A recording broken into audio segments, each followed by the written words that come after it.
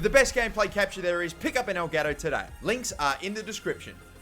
Hey guys, how's it going? MasterBucks here. Welcome to another episode of the AFC Wimbledon career mode in FIFA 17. We are in January, finally. It's January the 1st, 2018. This game against Bolton is in the way at the moment, but honestly, even though it is an away game, part of me just wants to simulate it and get right into business with the transfers because honestly, I'm kind of pumped. I'm pretty excited to get this underway. Several other games, of course, including the Bolton Athletic game, include Bradford City and, of course, Aston Villa. And I think none of the two teams that will be playing in the Championship are really threatening in any big way. Aston Villa, I suppose, are up there as well. And Bradford are, I believe, a League One side. I don't think they've been promoted to the Championship. So yeah, I reckon I'm probably going to play two games today. One's going to be that cup game, the first one of the FA Cup against Bradford, and I'm probably going to simulate the game against Bolton because, believe it or not, probably not that hard to believe, but they are right on the bottom here, 24th, and then you've of course got Aston Villa who are 8th. So really, higher place, you'd probably want to play them instead.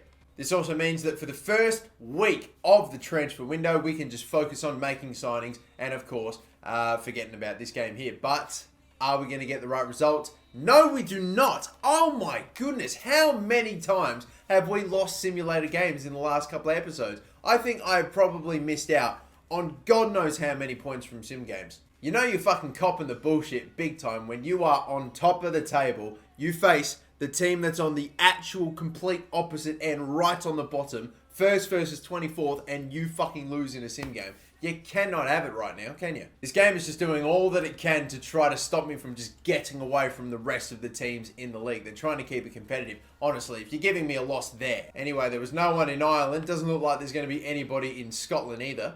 And finally, in England, it looks like we've got another decent one here. Patrick Moore.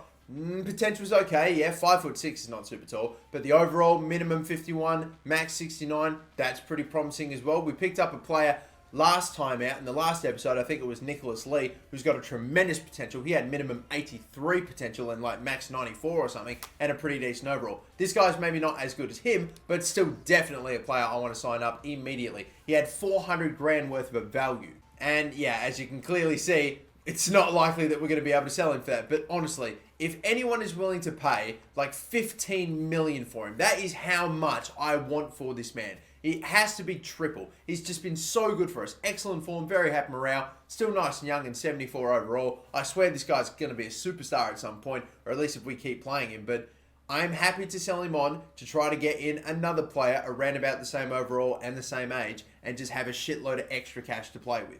It has to be a massive offer though. Anyway, Patrick Moore was a player that we just recently signed. His overalls turned out to be 60. 400 grand worth of a value. As you can see, the potential is what it is there. And Nicholas Lee, a right back that we picked up, he also has the same overall, slightly higher value. His potential though, a 6'6" right back with a minimum 86 potential and a max 94. He looks like he's going to be really, again, I mean, I know we've already got Dion Kelly Evans, but if we can keep going a little further in this career mode, he is going to be something. Anyway, let's get advancing to the first game that we'll play against Bradford City in the FA Cup. We'll still hopefully get a fair few offers though. Alfie Egan, a player I'm probably looking to loan away, I would imagine, or sell. Nah, he's a player I'm just trying to get off the books. And you know what? I'm probably going to just take that straight away. It's 10 grand less than his value, but whatever. I'm not going to just, miss out on the transfer because I'm too busy chasing 50k more or something. No, that's not going to happen. Derelis Gonzalez now. Okay, this is an interesting transfer as well. And look at this. So many of the players that I went in for pre-contract signings, they've all declined their contracts, and it's all because they're top players and they want to get paid more. Well, here's what I'm going to have to do then. I'm going to pretty much just keep at this, and I might not be able to sign every single player because their contracts and their wages, it just might end up being too much, but I'm going to continue to just bump up their contracts little by little. What I'm doing at the moment is offering the exact same, but putting 20% on. So we'll see if that makes a difference. I just did that for absolutely every single player that we heard back from, but there's still probably more players we're waiting to hear from as well. Only a few more days left. Fair few emails. We've just got a couple of emails come through. Another decline. Transfer offer for Dan Gallagher. I think a player I'm probably looking to either sell or loan once again. And Mainz, yeah, they're not going to get anywhere near it. So Mainz, you are definitely not going to end up getting a Varn. Dan Gallagher, another player I'm looking to sell. And again, when it comes to players like these, super low rated, that don't have high potentials, aren't going to get anywhere close. I'm not even going to bother. But look at this though. AS Monaco, 13.5 million for Gonzalez. If we can sell Gonzalez and get a replacement at right midfield and still have a bunch of cash to play with, I honestly think I'd prefer that, because even though he's a higher rated player than Ivan, not by much, he's a fair few years older than him and he hasn't been as productive this season. Just because it is Monaco, I'm probably going to go in big once more. I'm going to maybe go for 22.5. That's a little over double his value, and that's a shitload of cash for a championship side like us. For AFC Wimbledon, that's pretty much going to times our transfer budget by 4 or 5 times more. I think Monaco could be able to pay that too. We could have even counter-offered for more, but part of me just didn't want to scare them away. I would be alright to sell them, but still, another player sold. You imagine it's one of those lower-rated players. We won't worry about them. For now, we focus on the game against Bradford. Minor changes then. Polion moved to left midfield, Dazelle up at centre attacker midfield, and Charles is in for a very tired, very tired Federico Barber. So that's it. Apart from that, no more changes. Gonzalez. Is this going to be his last game for the club? Who knows? Maybe it could just be if we do sell him on to Monaco. So we begin our FA Cup run, a brand new cup competition against Bradford away, and there is their team. We were very annoyingly knocked out by, of all teams, Gillingham, like a League One side that seemed to have gone on an incredible run in the EFL Cup, knocking us out. We could have made it to the semis, but we had knocked out of the quarters. Let's see if we can go that little bit further. I want to fucking go to Wembley. I do. We don't have too many more seasons left in this goddamn career mode. I want to go to Wembley. Shot, maybe, no. Scowen, the ball's right there. I can't believe I haven't lost the possession yet. I'm not complaining. I find it amazing. And now, like I said, it's there. Off to the right again. Andre Ivan. It's still saved by the keeper anyway. I felt like the game was doing everything it could there to guide me to a goal. We just somehow found a way to keep possession, but it's still saved by the keeper. All right, done okay here. Is he going to be able to get in behind Polion? Can he use some of his pace, sharpness, inside shoulder? He's done it, Not bad, but what is that cross? He's going to get a free kick. No, he's going to get a penalty. Oh my God, what was that for? No idea. Must have clearly been a foul somewhere right on the inside of the box. What a fortunate penalty. Seriously, that's unbelievable. Waiting for the replay here because the cross went to God knows who. What the hell is that defender doing? And he's the captain. Oh my God. Wow, I was not expecting to have this penalty, but if Ivan can just bang this. No, it's saved by the keeper and it sits for him and he claims it. How about that? We get the free kick, the penalty out of absolutely nowhere, and it's saved, so it's like we barely got it at all. Knocked it way far forward. He's definitely overhit it, but still Polion. Decent! Oh, yeah, what a cross! That time we nailed it, and right up the other end on the very next attack after, unfortunately, having the penalty saved, Dazelle heads it home. The keeper still got something to this one as well, literally. He somehow batted it away, but not enough. Look at this. Oh, somehow. I swear, if we messed up another amazing scoring opportunity, I'd be furious. How fucking long, Kelly, did you want to take to pass that ball? Now I'm getting it all mixed up. And they nearly score from it. Kelly, bit of sharpness about you, mate. I really fucking can't have this in the transfer window. I just want to see if I can get this sealer. What a free kick. Nah, for a second I thought we were going to be in trouble there. Lacazetti's going to send through Polion. Cross back post.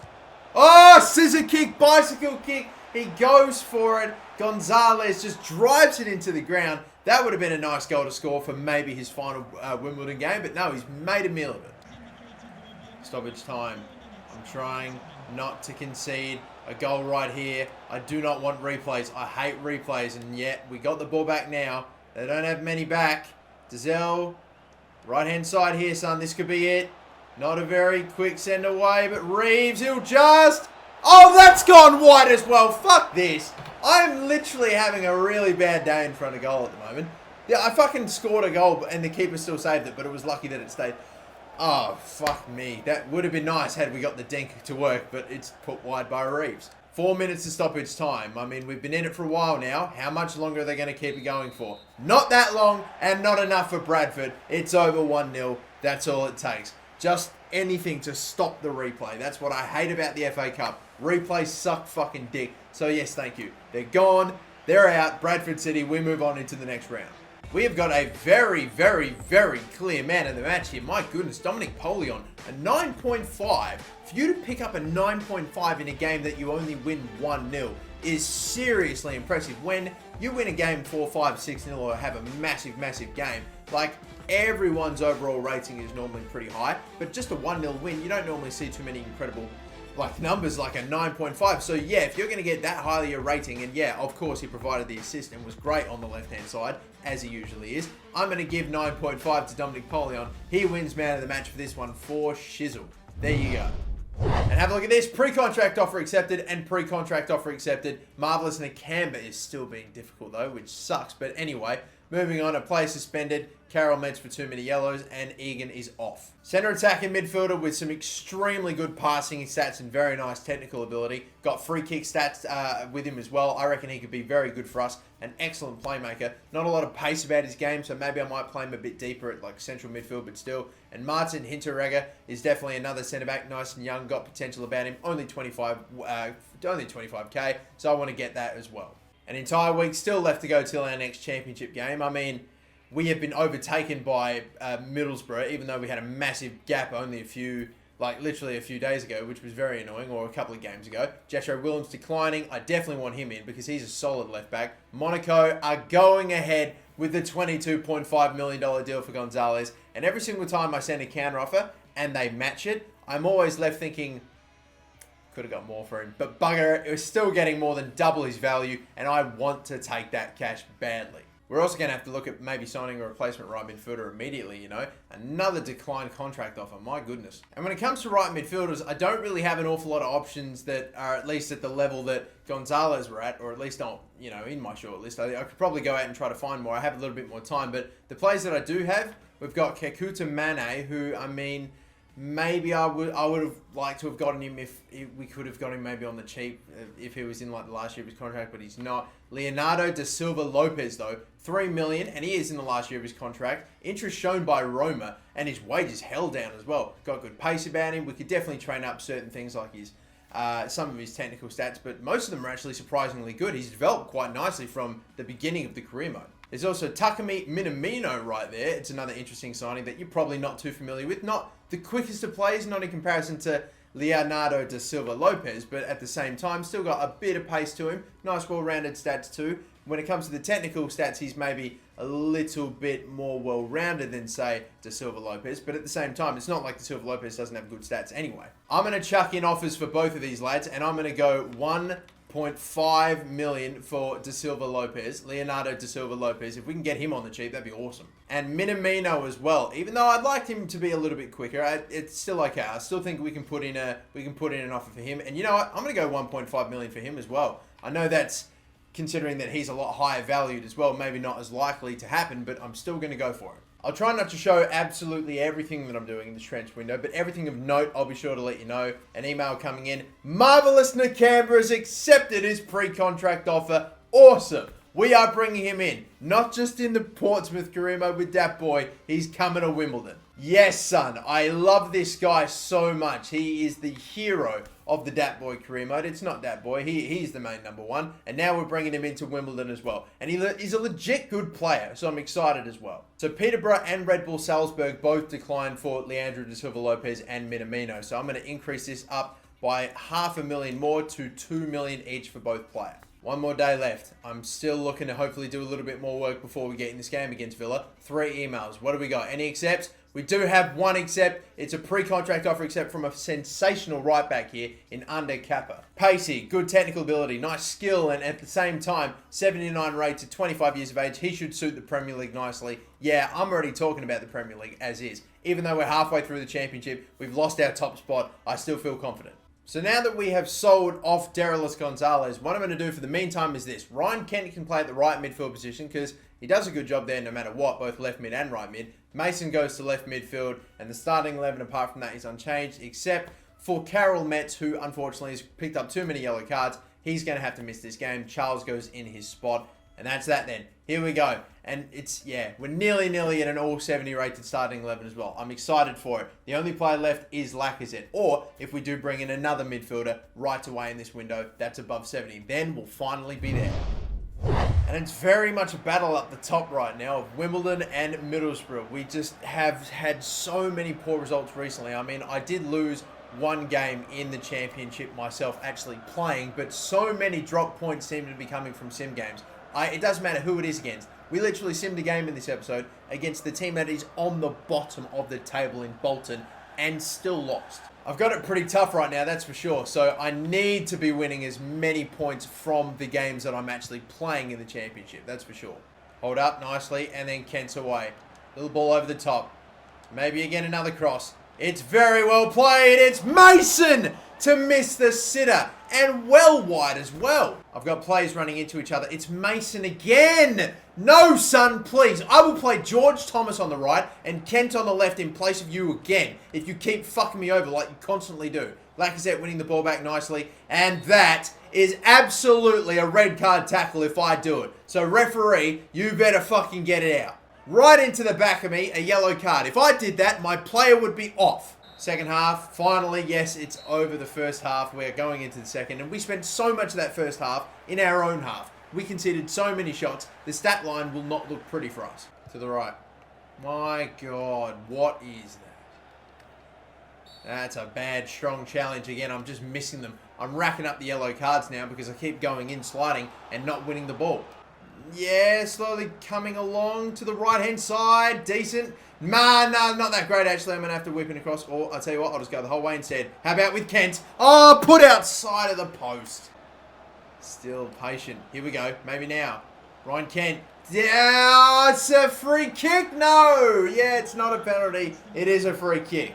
Andre Van, hopefully. This is very, very close, but hopefully he can just get it. Oh, yeah, baby! That's what we're talking about. It's not a penalty, but who needs a penalty? When you're that close and the wall is that, it's just not wide enough. You're not stopping that curl back into the top left-hand corner. We got the angle, we got the weight, all of it perfect, and the free kick actually executed the way it had to. Didn't, like, just shoot off the white side of the boot. He is one goal away, Andre Van, from getting his 20th goal in the championship, and it's only January.